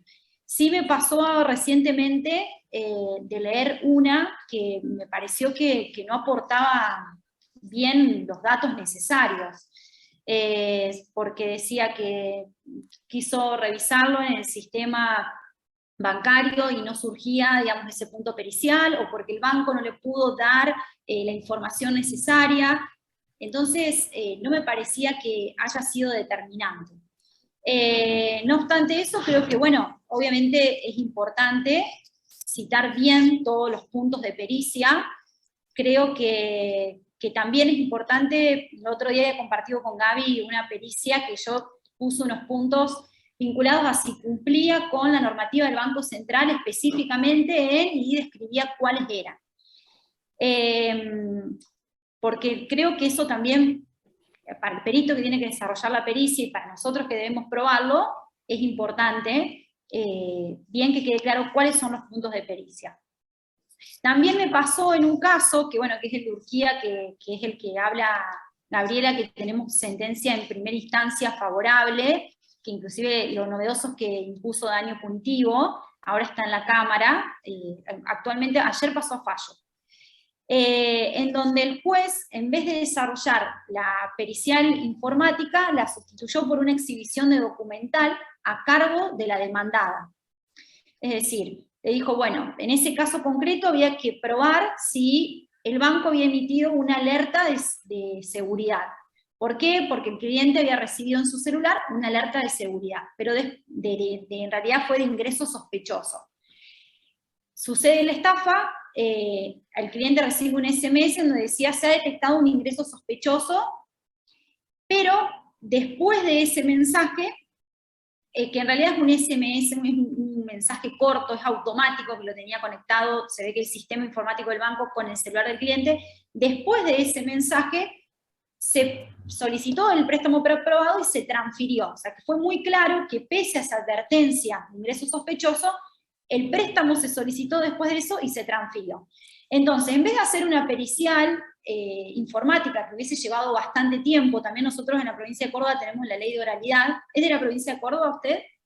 No, provincia de Santa Fe, y estamos bien. con la, justamente en Venado Tuerto se está implementando la prueba piloto de oralidad, lo cual es muy beneficioso porque por lo menos uno de los juzgados que lo lleva muy bien y aceitaba el tema, obviamente hay que trabajar después contrarreloj para llegar bien, y tiene una etapa preliminar que es conciliatoria, y bueno, ahí si no se concilia, que generalmente los bancos no concilian, hay acuerdos probatorios y demás, se hacen todos los sorteos en el momento y demás. Respecto a la prueba informática, sí, después si quieren se los comparto.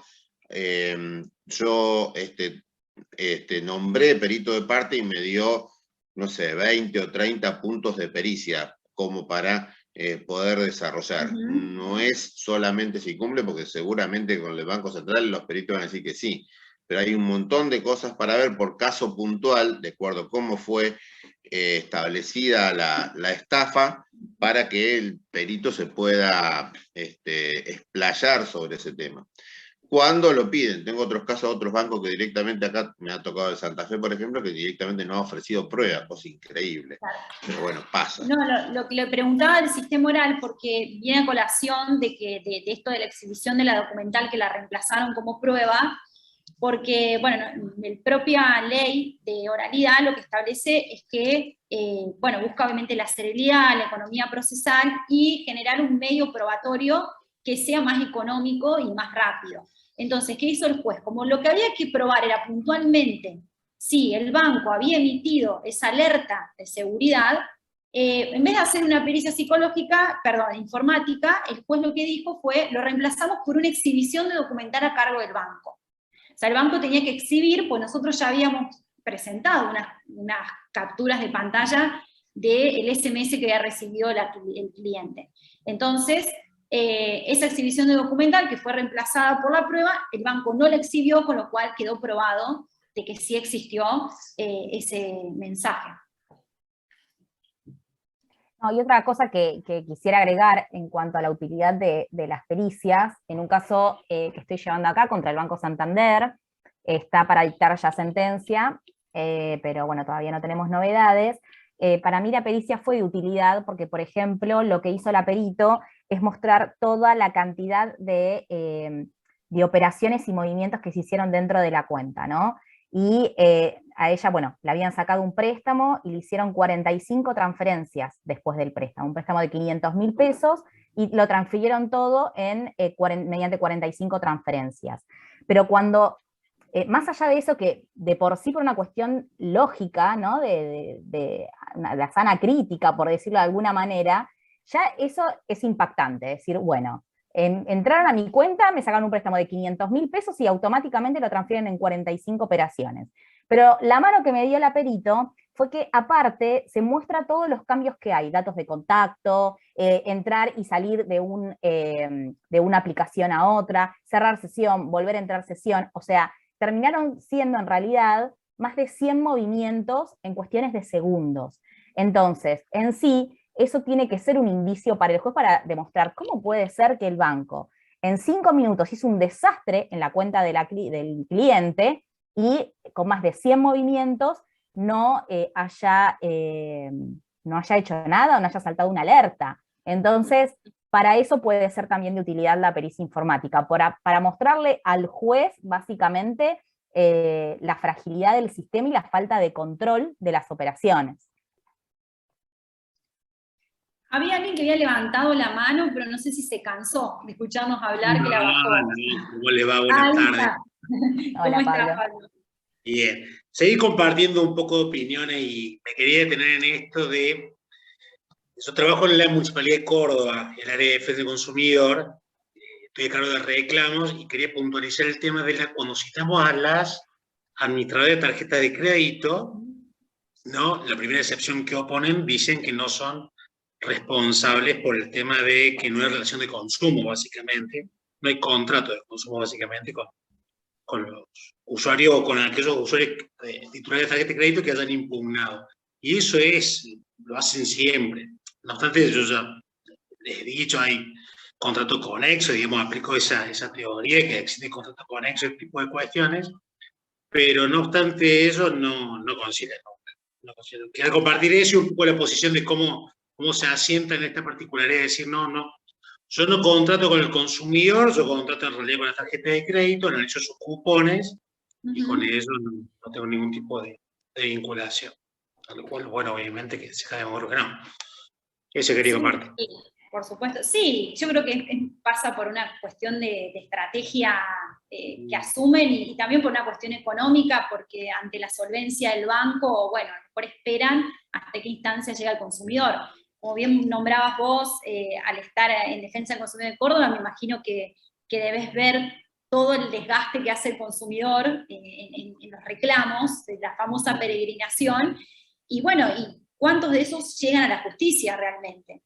Entonces, a lo mejor, más en una instancia de mediación, guardan silencio o lo niegan, total, dice, esto no va a llegar más lejos que esta instancia en muchos casos. Sí, así es muy poco el porcentaje de gente que luego avanza, básicamente. Pero bueno, básicamente es el tema. Gracias por tu comentario. No, por favor. Acá tenemos una pregunta que dice, ¿cuáles son los montos que están pidiendo por daño punitivo? Bueno, yo en mi caso depende de la persona jurídica del banco que tengo enfrente, ¿no? Por ejemplo, hay muchos bancos que sé de por sí que son muy denunciados, ya sea que tiene, por ejemplo, el BBA, el Banco Francés, Banco Galicia, fueron sancionados por la Dirección Nacional de Defensa del Consumidor por 5 millones de pesos, entonces ya hay, por estos temas, por temas de estafas y la falta del deber de seguridad. Entonces, ya de por sí, ahí tengo una base para decir, bueno, corresponde la pena máxima de multa por daño punitivo de 5 millones. Eso lo vas graduando vos, no hay, hay distintas fórmulas para poder determinar el daño punitivo, yo no las uso. Te soy realmente sincera, no sé el nombre de la persona que nos está escribiendo, pero sí tiendo de que sean por encima del 1.000.000 de pesos. No sé, vos, Celes, cuánto estás pidiendo, pero por lo general es por encima del 1.000.000 de pesos. Aunque en realidad podés pedir hasta los 5 millones, que es el tope que hay hoy en día. Me estoy quedando corta. Me estoy quedando corta, no sé. No, lo que sucede, bueno, también hemos hablado con vos, Gaby, que cuando iniciamos esto, ya el solo hecho de que proceda el daño punitivo bueno, era todo un triunfo, digamos. Todavía ni siquiera tenemos, no sé si hay actualmente algún precedente que haya quedado firme, porque tenemos pocos. Bueno, ahí me están preguntando justo en el chat cuál es el fallo de, bueno, que es de Turquía contra el banco francés de acá de San Francisco. Después ahí pongo bien los autos judiciales. En ese, bueno, yo había pedido creo que 400.000 pesos, sí, pedí 400.000 pesos. Pero bueno, la realidad es que no sabía si ni siquiera, primero si lo iban a declarar responsable el banco, y después si encima iban a ponerle daño punitivo. Entonces, bueno, la realidad es que a medida que se van generando precedentes, pues esperemos que alguno de ellos pueda quedar firme, ¿no? También nos da mayor confianza también para aumentar el monto. Lo que también hablamos con Gaby, acá en lo que es la provincia de Córdoba, también nosotros tenemos gastos judiciales para iniciar las demandas. La tasa de justicia está diferida por la ley tributaria, pero por ejemplo la caja de abogados no. Entonces ya de por sí te cobran un 2% del monto de la demanda, entonces un 2% de 5 millones que es el tope, bueno, es plata para el consumidor. También hay ciertos impedimentos lamentablemente de índole económicos. Pero bueno, también en cuanto a las estrategias, todavía no lo hice, pero creo que una buena para tratar de establecer este daño punitivo es quizás que el banco informe cuántos préstamos ha otorgado que han sido, por ejemplo, desconocidos por fraude, ¿no? En este caso por phishing. Entonces, si el banco podría informar cuántos préstamos otorgó, pero fueron impugnados, ahí tenemos una facturación, por ejemplo, aproximada de cuánta plata percibió el banco de esos préstamos impugnados. Y ahí podemos justificarlos, quizás para la procedencia y para el monto del daño punitivo. Creo que esa podría llegar a ser una estrategia. Todavía no la utilicé, pero bueno, no obsta que lo haga. No sé qué opinan, si es viable o no. Como para acercarle una herramienta al juez de cuanto a la cuantía, ¿no? Y la dimensión de cuánto perciben los bancos en función de esto. ¿Cuántos se enriquecieron? Bien, hay acá el doctor Rodríguez que está levantando la mano, no sé si quiere hacer algún comentario o pregunta. ¿Qué tal? Buenas tardes, ¿cómo les va? Buenas tardes. Quería compartir una experiencia que tuve en un caso donde una mujer le habían hecho inaudita parte y sin ningún tipo de operatoria realizada, débitos de su caja de ahorro. Era en este caso el Bancor. Y me planteaba esta mujer que todos los meses le debitaban 5 o 10.000 pesos, bueno, ese tipo de montos de sus haberes. ¿Qué hice yo? Lo primero que hice fue, como conozco y sé que un factor para ponderar la cuantía del daño punitivo tiene que ver con la conducta prejudicial, hice la denuncia de defensa del consumidor para ver cuál era la postura del Bancor, obviamente después de mandar cartas solicitando el stop debit de 2 o 3 empresas que si uno ingresaba a internet eran ya conocidas, son empresas fantasmas que hacían lo mismo en todo el país. Para mi sorpresa, no encontré receptividad de la Dirección de Defensa del Consumidor porque me pedían, no sé si me escuchan. Sí. Bien. Me pedían que citara, es decir, le dieron la derecha al Bancor en tanto que solicitó que se cite a estas empresas, obviamente sin domicilio, sin nada, porque ellos estaban obligados por el Sistema Nacional de Pagos a debitar. Entonces, bueno, lo que me parece totalmente absurdo, porque si yo soy el titular de la cuenta, soy yo quien decide cuál es el mecanismo de pago para cuál o tal empresa. El banco se debe a mí, no al proveedor y menos a un proveedor fantasma. La verdad, malísima la experiencia, quería compartirla y preguntarles si ustedes, en este tipo de casos, acuden a la Dirección de Defensa del Consumidor o directamente, como estoy haciendo yo, van a la justicia. Eso, digamos, por un lado, una consulta, a ver si alguien tiene alguna experiencia. Bien, en mi caso, Juan, te cuento que acá en Capital Federal, yo estoy en la Ciudad Autónoma de Buenos Aires, tenemos la instancia de mediación previa, así que bueno, sí o sí tenemos que pasar por instancia de conciliación.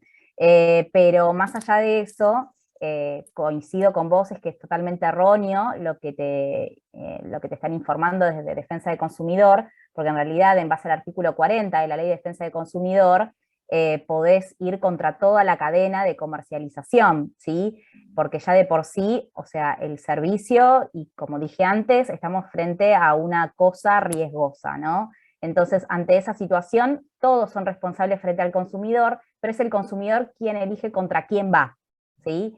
Y bueno, lamentablemente te estaban imponiendo a estas empresas fantasmas, cuando en realidad es el banco también que tiene el deber de seguridad, y más, bueno, después que ya pasó, fue más allá del deber de seguridad, sino también transgrediendo el deber de información, porque no le responden las cartas y los pedidos de información que estuviste haciendo.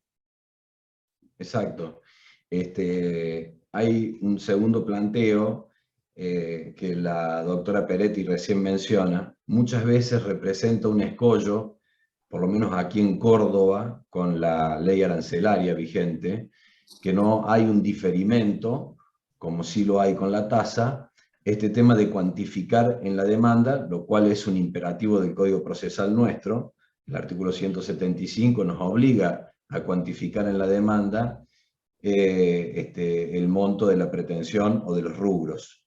La pregunta mía sería, muchas veces me lo he planteado y de hecho lo he ingresado así, todavía no tengo sentencias, es si uno puede dejar al arbitrio del juez, sin perjuicio de dar pautas para cuantificar, como mencionaban recién, pero el monto final, como una maniobra, obviamente, para evitar que se produzca el hecho imponible impositivo y que constituya eso un valladar para el consumidor, que encima que viene golpeado va a tener que pagar una tasa o un aporte a la caja que de entrada sin ningún resultado o resarcimiento.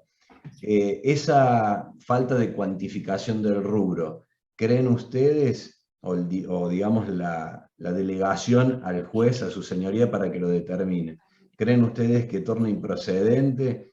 Es un tema que podría afectar el derecho de defensa de la otra parte, es un tema vidrioso, ¿lo han pensado?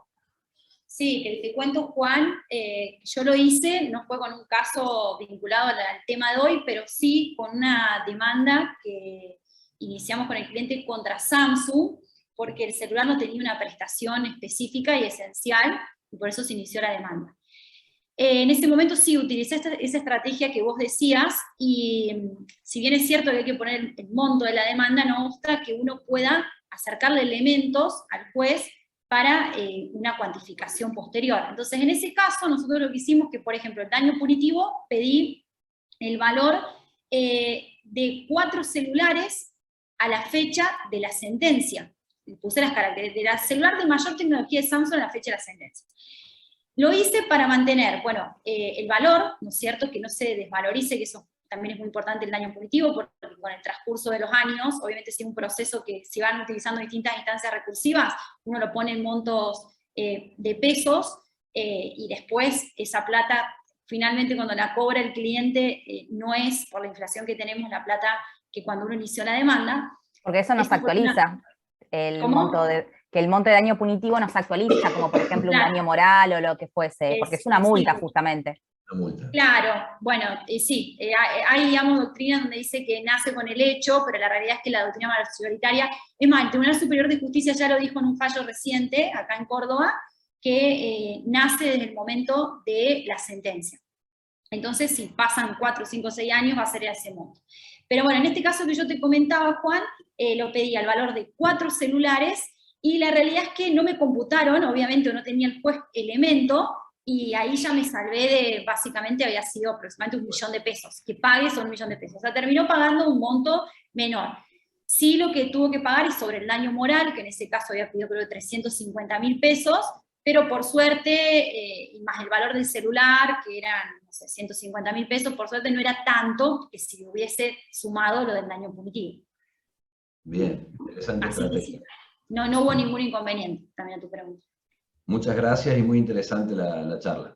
No, gracias a vos. Bien, acá el doctor Pablo también hizo un comentario que lo dejó en el chat, que puso caso paradigmático Bastianelli contra Etiquetet por tema de daño punitivo. Gana el consumidor el juicio, pero pierde por las costas por no haber sido acreditado el dolo al pedir el daño punitivo. Para que lo tengan en cuenta después si alguien lo quiere buscar, o si el doctor quiere hacer algún comentario ahí sobre el caso. Se lo resumo brevemente, un fallo viejísimo, que me llamó la atención cuando aplicaron daño punitivo. A ver si lo puedo resumir en 30 segundos. Una persona que iba a viajar a ver a Madonna en Estados Unidos y compra la entrada en Ticketek, le cancelan el show, se lo pasan de día, esta persona no puede viajar, hace los reclamos pertinentes a Ticketek y Ticketek no le hace la devolución del dinero y luego hace juicio. Gana el juicio, pero por daño punitivo en su momento había pedido así 500.000 pesos. Y cuando digo que es paradigmático es porque gana el juicio, pero pierde por las costas que había rogado el juicio, donde no se había logrado, los jueces determinan que no se había logrado acreditar el tema del dolo por parte del vendedor de la entrada, porque el vendedor de la entrada había dicho que no habían sido causas propias de parte de Ticketek, sino que en realidad se retrasa el show en uno de los países en que venía Madonna y por eso generó una cuestión que viniera después. Por eso es que me llamó y me pareció importante compartir este fallo, que lo pueden ver o buscar posteriormente. Por el tema del acreditar el dolo, básicamente, los jueces son, con el tema del daño punitivo, bastante exigentes, digamos, ese tema en esto que lo toman como una aventura, que uno pide el daño punitivo y no es tan así, ¿no es cierto? Pero bueno, a la vuelta después resulta que podemos perjudicar al cliente. Sí, es extraño lo del dolo, pero porque ya hay doctrina mayoritaria, muy amplia, que ya habla del incumplimiento grave, digamos. Por eso el dolo, bueno, es un fallo atacable, lógicamente. No se necesita dolo. Y eso, bueno, hay escrito ya muchísimo al respecto, para que te puedas agarrar, no sé si interpusiste algún recurso o no contra la sentencia. No, en realidad es un fallo viejo. Bien. Ok. Ahí se entiende, digamos, ¿por qué? Es para aclararlo, justamente. Bien, fue bien. que empezó a poner el dolo. No, de hecho, de la mano de lo que decía Celeste, o sea, hoy en día, más allá del dolo o la culpa grave, también se considera que es procedente cuando hay un abuso de posición de poder, y eso lleva justamente a un menosprecio, se lo llama los derechos del consumidor. O sea, por eso no es solamente el tema del dolo, sino también una conducta desaprensiva, que se puede acreditar, por supuesto, por parte del proveedor, ¿no? Contra el proveedor. Bien, no sé si hay alguna consulta más o algún comentario que alguien quiera hacer al respecto. Estaba tratando de encontrar el fallo del TCJ ese que nombraba de los intereses. A ver si lo encuentro, si no se lo mando todos juntos. Los intereses del daño punitivo desde la fecha, que es un fallo reciente. Pero bueno, no estoy con suerte hoy. Se los mando después a los correos que pusieron, junto con los otros. Bien. Bueno. Bien. Bueno, si no hay más consultas, primero que nada, bueno, agradecer a todos los que se conectaron para compartir la tarde con nosotros, agradecer a las disertantes por la jornada, por la charla, estuvo muy, muy clara. Y bueno, invitarlas siempre, las puertas del colegio están abiertas para compartir cualquier tema que consideren de su interés y que podamos nutrirnos todos, así que cuando quieran, las puertas están abiertas. Así que bueno, les agradecemos a todos por conectarse, por estar presentes y nos vemos la próxima. Bueno, muchas gracias. Muchas gracias. Chao, Gracias a todos. Hasta luego.